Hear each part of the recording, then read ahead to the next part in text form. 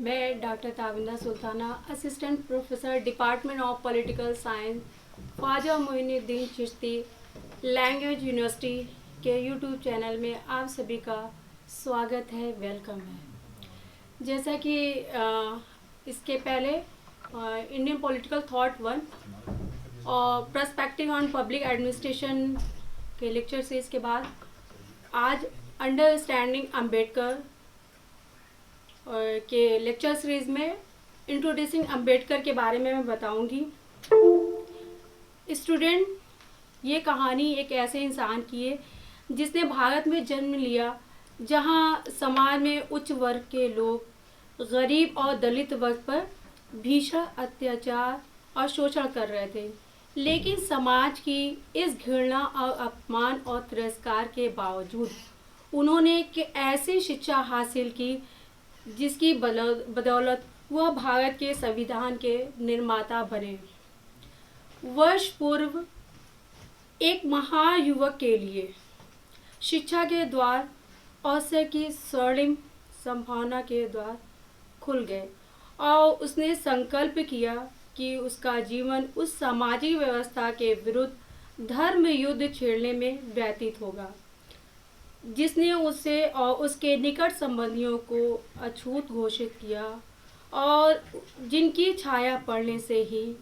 श्रवण हिंदू अपने घर में भीग कर अपवित्र हो जाता है। आज डॉक्टर भीमराव रामजी अंबेडकर के वायसराय की कार्यकारी काउंसिल में श्रम विभाग का कार्यभार दिया गया है, किंतु अभी वो ये महसूस करते हैं कि उनका सर्वप्रथम कर्तव्य तथा कथित दलित वर्ग में आने वाले लाखों भारतीयों के प्रति और उनके उद्धार के कार्य में अगुवाई करते समय निजी स्वार्थ या महत्वाकांक्षाएं आड़े नहीं आनी चाहिए। जिन्हें इस संबंध में जानकारी है कि उन्होंने हिंदू सामाजिक पद्धति पर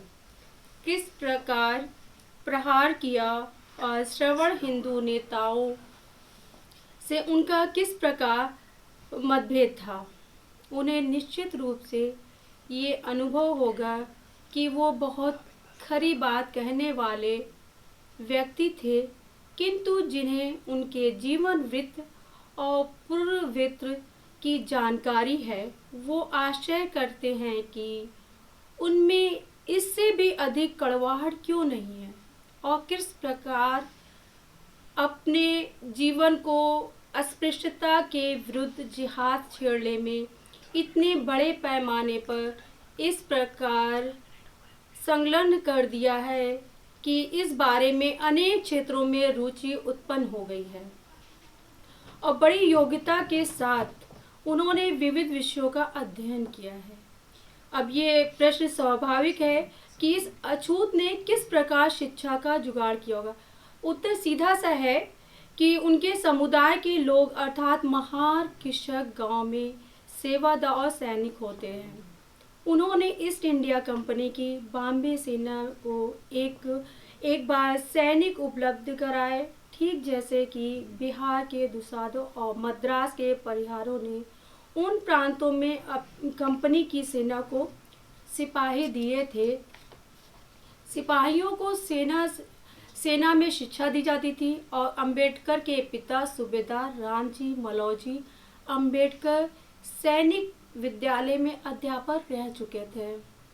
प्रारंभिक शिक्षा यदि 1892 में सेना में महारों की भर्ती पर रोक न लगाई होती तो इस बात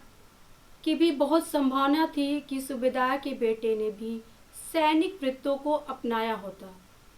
किंतु घटना चक्र इसके विपरीत घटी। जिसके शिक्षा के महत्व को महसूस करते हुए सूबेदार ने अपने पुत्र को शिक्षित करने की पूरी कोशिश की, परंतु इसके लिए बड़ा प्रयास करना पड़ा।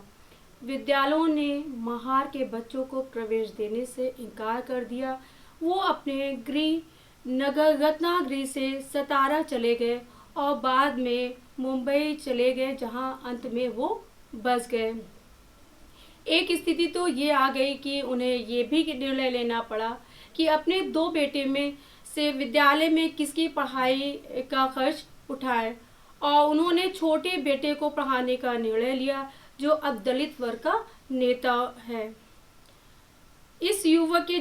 अल्प आयु में ही ये पता चल गया कि अछूत होना कितनी बुरी बात है। उनका जन्म वर्ष 1893 में महू में सैनिक छावनी के प्रजातांत्रिक वातावरण में हुआ, किंतु बचपन में ही उसे बॉम्बे प्रेसिडेंसी जाना पड़ा। उसे 17 में अपने पाठशाला के दिन याद हैं, जब वो बोरी का एक टुकड़ा लेकर जाता और पाठशाला के दिन याद है, और कक्षा के एक कोने में दुबक कर जाकर बैठ जाता था। पाठशाला का नौकर भी उसे उस टाट को नहीं छूता था, जिससे कि बालक अंबेडकर प्रतिदिन अपने साथ लेकर पाठशाला जाता और वापस लाता था। वो पाठशाला के नल को भी नहीं छू सकता था, और वो तभी पानी पी सकता था जब वो पाठशाला के चपरासी वहाँ के जो है नल को खोलते थे। घर पर उनकी बहनें कपड़े भी धोती थी, क्योंकि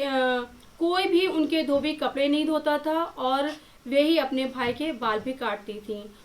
उनके मानस पटल पे एक घटना आज भी बहुत स्पष्ट रूप से अंकित है कि एक बार वो अपने 2 भाइयों और एक छोटे भतीजे के साथ अपने पिता से मिलने के लिए एक कस्बे के लिए चल पड़े, जो रेलवे स्टेशन से दूर था।